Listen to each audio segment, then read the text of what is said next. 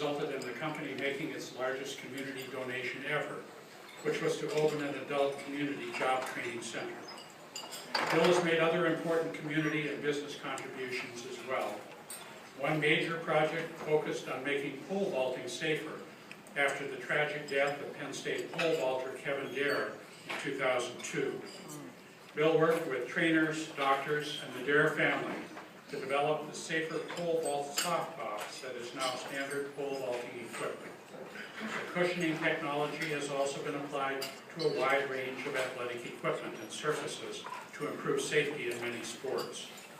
Bill is also an active volunteer and a founding member, chairman of the board, and chief financial officer of a nonprofit organization that produces inspirational films. It is a privilege to present the Alumni Fellow Award to Bill Farrell.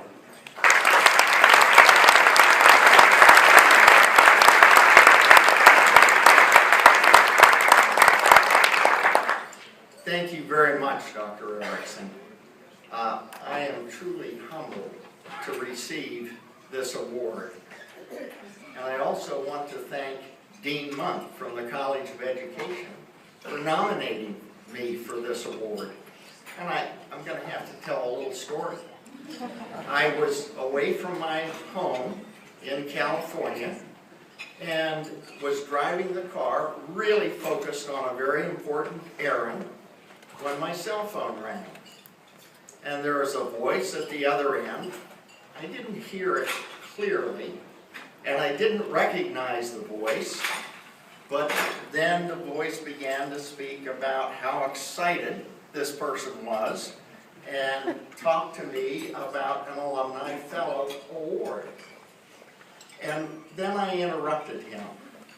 I said, "Sir, are you sure you have the right Bill Farrell?" He laughed and said yes, for sure, but I wasn't totally convinced until I got back to the house and my wife said, "Did Dean Monk get in touch with you? He called here looking for you." So thank you very much, David.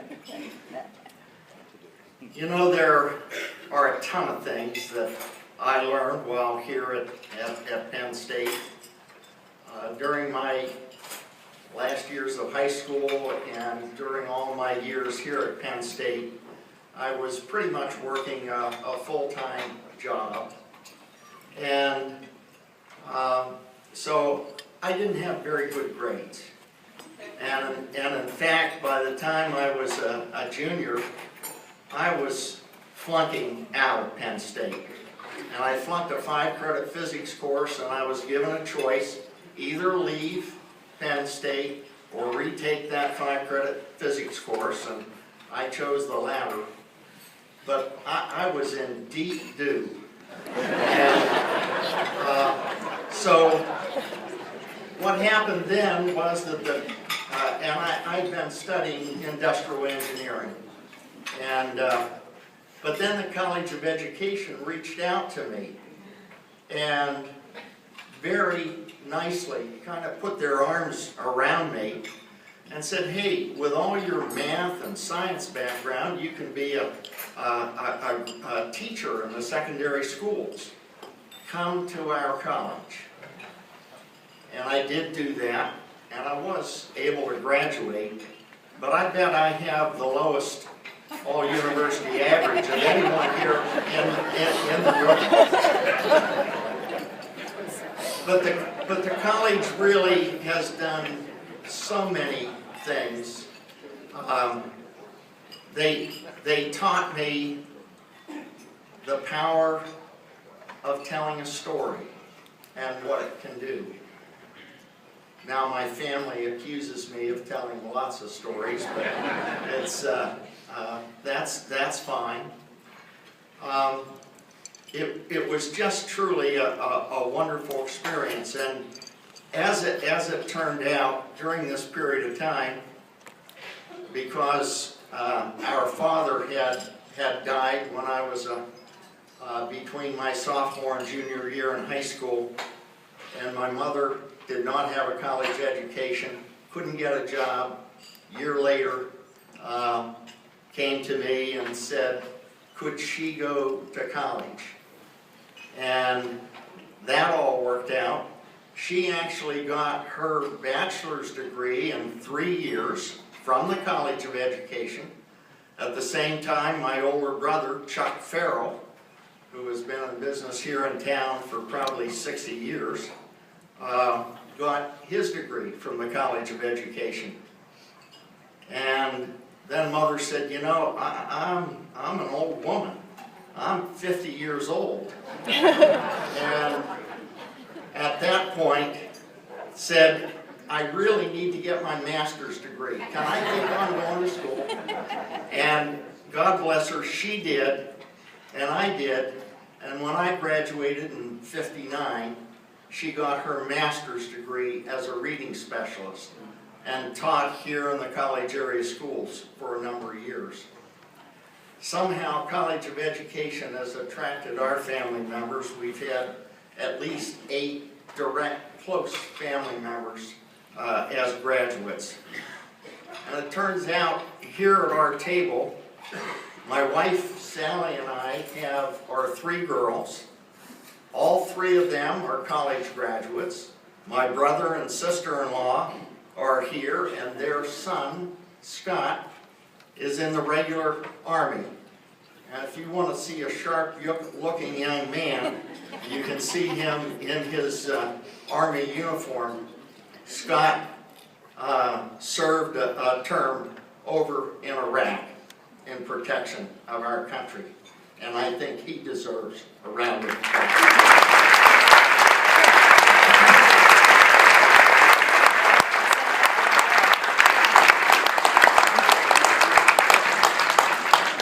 Now, some of the other things that I really loved about Penn State, first of all, was the fraternity system. I never lived in the fraternity house, but the brothers accepted me anyway. And here tonight, I have 3 fraternity brothers.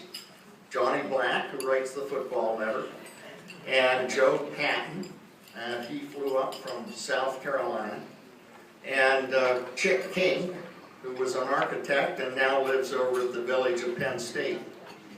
And the fraternity became like family. So I greatly appreciate those 3 gentlemen being here with us tonight.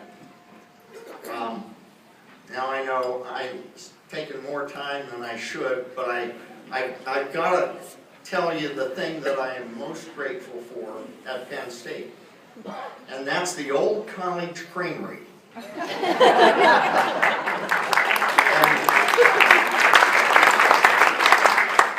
And my particular reason for being grateful for that is about 3 days after I graduated in '59, I was standing in the line and I heard a voice behind me saying, Bob Farrell.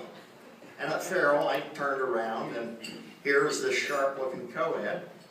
And I had known her casually. I knew she was pinned to a guy. And she propositioned me. And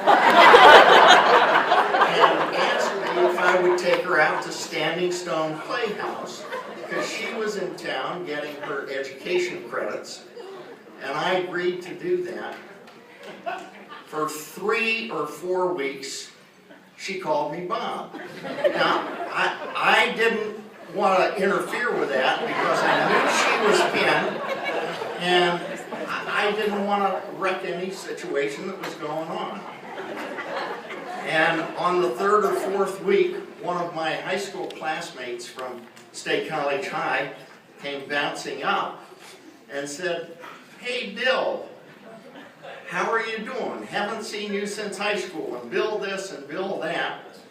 And then she bounced away. And Sally looked at me and said, "She called you Bill." And I said, "Yes." Didn't say anything more. And then she stands right in front of me and says, "Why did she call you Bill?" And I said, "Well, that is my name." And when she started pounding me on the chest, that's when I knew that someday she would be my wife.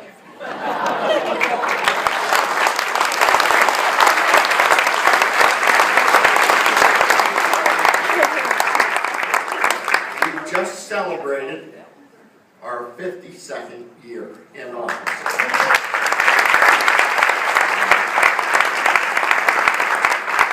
And a better friend I have never had in my life. Now, I know I've run over time, but I'm the oldest guy here, so you have to give us a little leeway because it's hard for us to keep things short. But I want to close my remarks by saying I love Penn State, and I am so proud to be an alumni of the Pennsylvania State University.